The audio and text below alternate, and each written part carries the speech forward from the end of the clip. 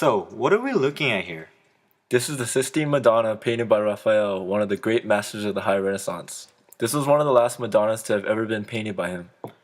When was this painting made? Well, it was commissioned by Pope Julius II in 1512 as an altarpiece for the Church of San Sisto in Piacenza. Ah, I see. Well, let's start looking at the painting itself. Who are all the figures in the painting? I'm sure you recognize the putti already. Do it. The putti! Putti. I'm talking about the little angels at the bottom of the painting. Oh, I see. Yes, I've seen them on stamps and postcards before. Yep, those little angels are famous in their own right. Anyways, the figure in the middle is obviously the Virgin Mary carrying cute baby Jesus. The person on the left is Saint Sixtus, and the woman on the right is Barbara.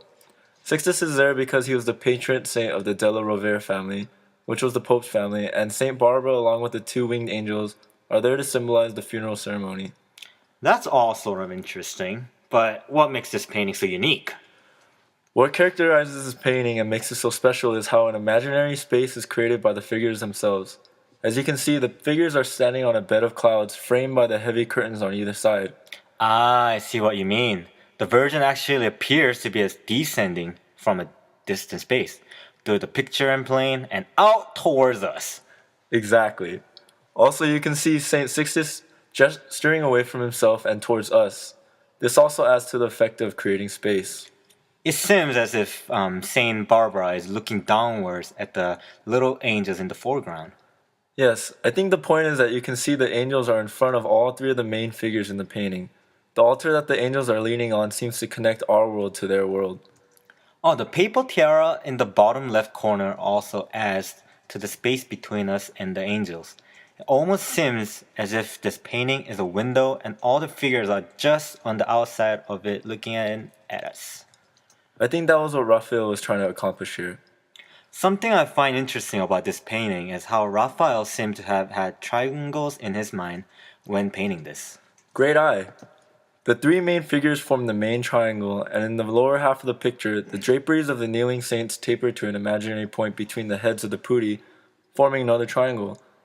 The triangles give strength and balance to this painting while also increasing the effective depth.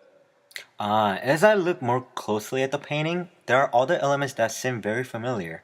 All the figures look very soft and smoky. Great eye! The author Gerald Finley in his book Leonardo and Raphael talks about how Raphael uses the sfumato effect of the great Leonardo da Vinci. Ha! What an amazing painting.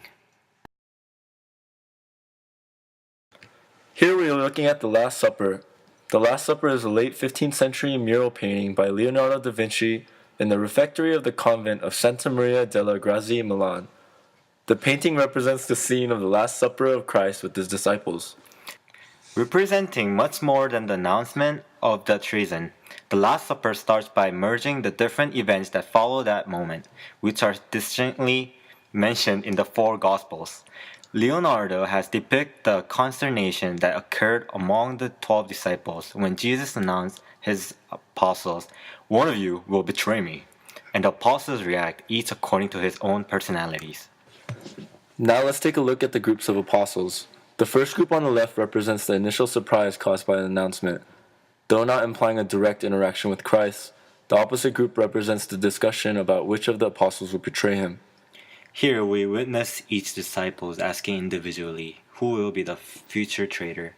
This is expressed by the anguished Phillip. Wait, Philip? Philip? Why are you depicting this picture?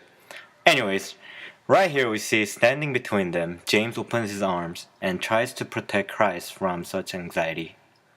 In the intermediate group, it seems as if Peter is calling John to ask him to question Jesus about the identity of the mysterious traitor. Peter holds a knife that symbolizes his temper, and perhaps because he uses a knife to chop off the servant's ear in the Garden of Gethsemane. Leonardo depicts Philip asking, "Lord, is that I?" with Christ saying that whoever dips his hand in the same dish will be the one who betrays him. We see Christ and Judas simultaneously reaching towards the plate that lies between them, even as Judas defensively backs away. I can see that Judas is knocking over the salt, indicating his guilt and future betrayal of the Master. This stems from Middle Eastern beliefs and culture.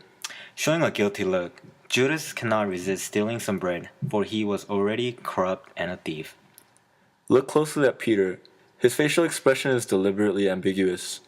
On one hand, it suggests aggressiveness, for Peter was jealous of John, who was Christ's favorite disciple.